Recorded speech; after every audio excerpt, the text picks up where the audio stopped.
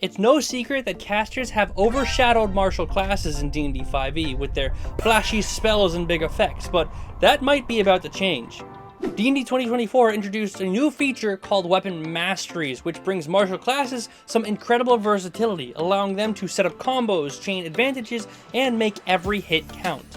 Today, we're breaking down each mastery to show you these new features and how they can transform your gameplay to give your martial classes a step up in combat. So if you've been waiting for martials to shine, this update might be exactly what you're looking for. D&D 2024 introduced 8 weapon masteries in total: Cleave, Graze, Nick, Push, Sap, Slow, Topple, and Vex. Each of these are tied to different weapon types, which allows for some mixing and matching of different weapons. All of them, excluding Cleave and Graze, are accessible to simple weapons, meaning that anyone who has the ability to pick up a weapon mastery can grab them relatively easily. If you wanted either Cleave or Graze, they are tied to martial weapon types, so it might take a bit more to get access to them depending upon your class. Speaking of which, to clarify the classes who get access to weapon masteries, we have Barbarians, Fighters, Paladins, Rangers, and Rogues. But don't worry if your preferred class isn't on the list, because with feats like the new Weapon Master, it allows any class to pick up any weapon mastery type they like. But enough of this setup, let's actually get into the masteries, starting off with Cleave. Once per turn, when you hit a creature with a melee attack using this weapon, you can make an additional attack against a creature within 5 feet of the first target. On a hit, the second creature takes weapon damage without adding your ability modifier to it unless it's negative, which realistically it shouldn't be. Pretty much, you're taking your big axe and cleaving through your first target into another one. And since Cleave is tied to great axes and halberds, it's super thematic. Once per turn, you just take your giant weapon and cleave through an enemy. It doesn't add your attack bonus to the damage, but it does stack with other damage bonuses like the Barbarian's bonus rage damage, magical weapon damage, or if we want to get crazy, great weapon master damage. So while it might not initially sound all that impactful, realistically you're only going to be missing out on 5 damage, which when compared to your average hit is pretty minimal. Now, Cleave is obviously only tied to martial weapons, meaning only a few classes get access to it by default. But if you want to go into it, you can pick up the martial weapon training feat to pick up martial weapons if you're interested in it. But speaking of martial weapons, let's move on to the next mastery, which is also only accessible to martial weapons, being Graze.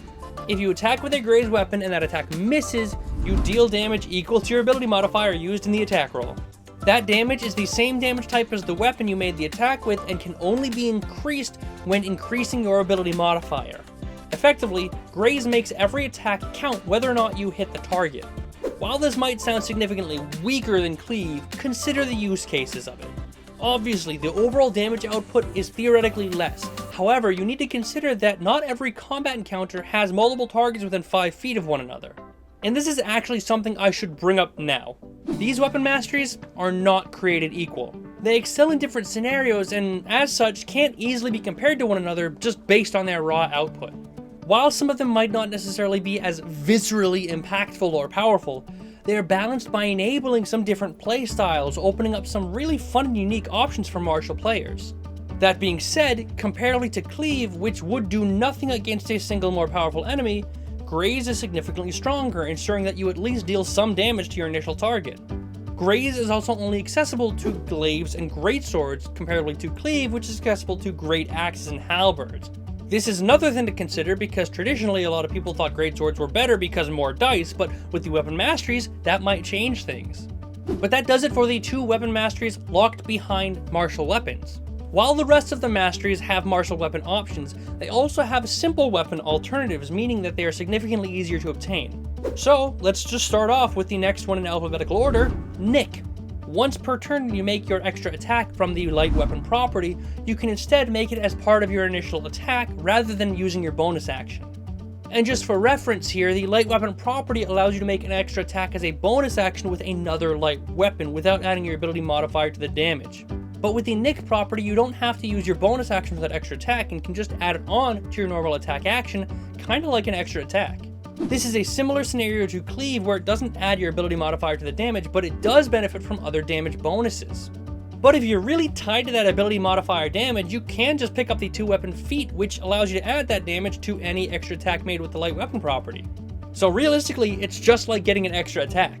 The nick property is a part of the daggers, light hammers, and sickles, all simple weapons that deal a d4 of damage, which is kind of a bummer. But considering you only need to make one attack with that weapon to get the extra attack from the nick bonus, it's really not that much of a loss. Or if you have martial proficiency and really want that step up to a d6, the scimitar also has the same mastery. Personally, nick is in contention for one of my favorite weapon masteries out of all of them because of how it functions with other feats and abilities. For example, you could throw the dual wielder feat on top of this for 2 extra attacks, and as a level 11 fighter you would have 5 attacks.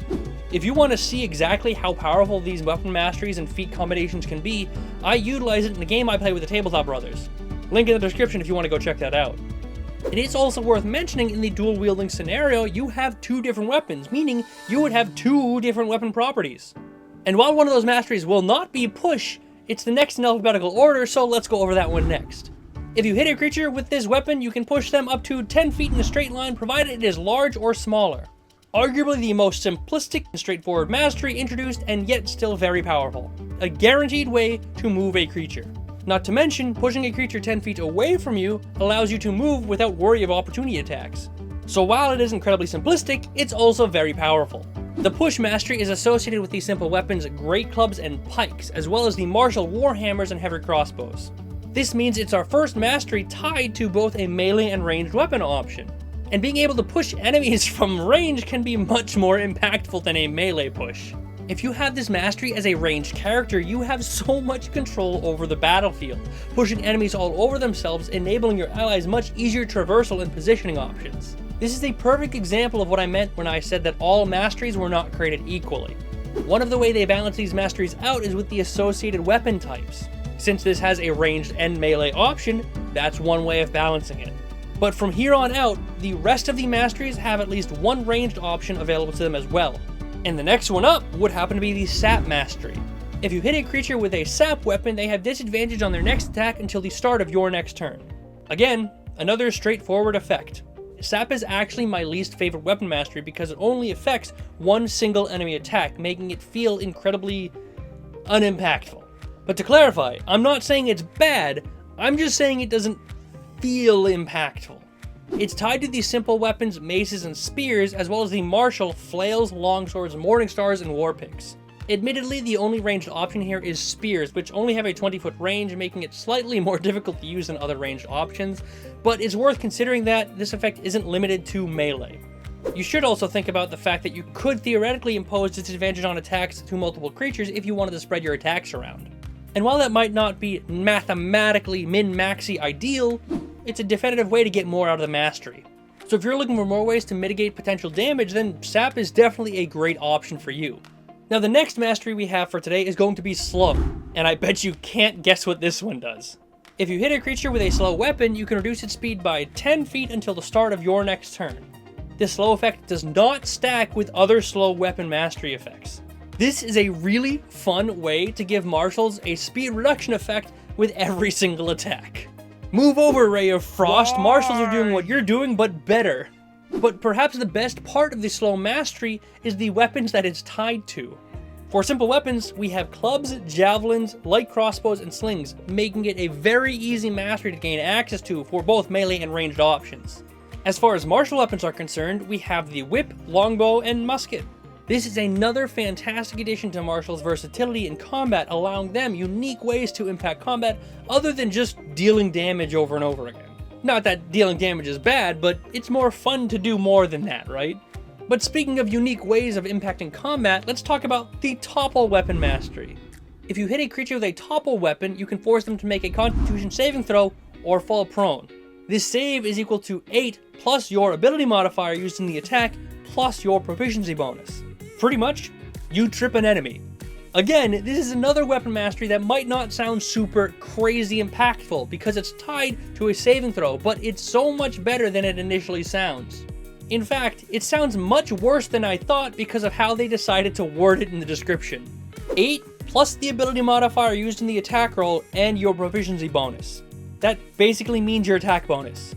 I suppose they worded it that way to combat magic weapon bonuses, but you have to admit the wording does feel quite strange. But anyways, this is a powerful effect for a couple of reasons. Firstly, the saving throw grows with you as you level up since it uses your attack bonus. Starting out at level 1, any martial will realistically have a DC of at least 13, which will then grow with you, realistically capping out anywhere from 19 to 20. But since it uses con saves, it might not be super effective since multiple creatures have pretty good constitution saves. This is why my second point is that when creatures are hit with a Topple weapon, they need to make the save every single time they're hit with that weapon, which means more attacks, more chances for them to fail that save. And my third point is to exemplify that being knocked prone means that any attack against them that's in melee has advantage. So the mastery doesn't just impact your attacks, it impacts your allies' attacks as well. Topple is only tied to 1 simple weapon and 4 martial weapons, and that's probably good because it can be seen as very powerful. The simple weapon being a quarterstaff, and the martial weapons being the battle axe, lance, maul, and trident. Sure, being the only mastery tied to a saving throw does seem like kind of a bummer, but if we're being honest, out of every mastery you've talked about thus far, this kind of needed it to maintain some level of balance. Prone targets and the advantage that attacks against them have is just too powerful to not tie to something like that. But since we're going on about advantage, I suppose we should move into our last weapon mastery with Vex. If you hit a creature with a Vex weapon, you have advantage on your next attack roll against them before the end of your next turn. This is another super powerful weapon mastery, and pretty much any class can use it. With Vex, nearly all of your attacks are made with advantage, and at least in the case of the champion fighter, all of them are made with advantage. And the craziest part about Vex is that it has the largest amount of weapons tied to it. For simple weapons, we have hand axes, darts, short bows, rapiers, and short swords. And for martial weapons, we have blowguns, hand crossbows, and pistols. So this is a weapon mastery that any martial class can realistically get easy access to. And unlike Sap, which is effectively the opposite of Vex, this can happen on every one of your attacks. This means that the Vex property snowballs on itself, making your next attack much more likely to hit, thereby giving you advantage on your next attack, making that more likely to hit, and so on and so forth. Between all of these masteries, there are some incredible variants in the options for martial classes going into 2024, and if nothing else, weapon masteries do a great job of changing it up and giving them something more versatile to do than the traditional swing-in hit damage thing. While I do like these masteries as a whole, I do think that they could have done a little bit more with them, but what do you think? Are weapon masteries going to change the game as we know it, or are they not enough to make up the gap between martials and casters? Let me know your thoughts in the comments below.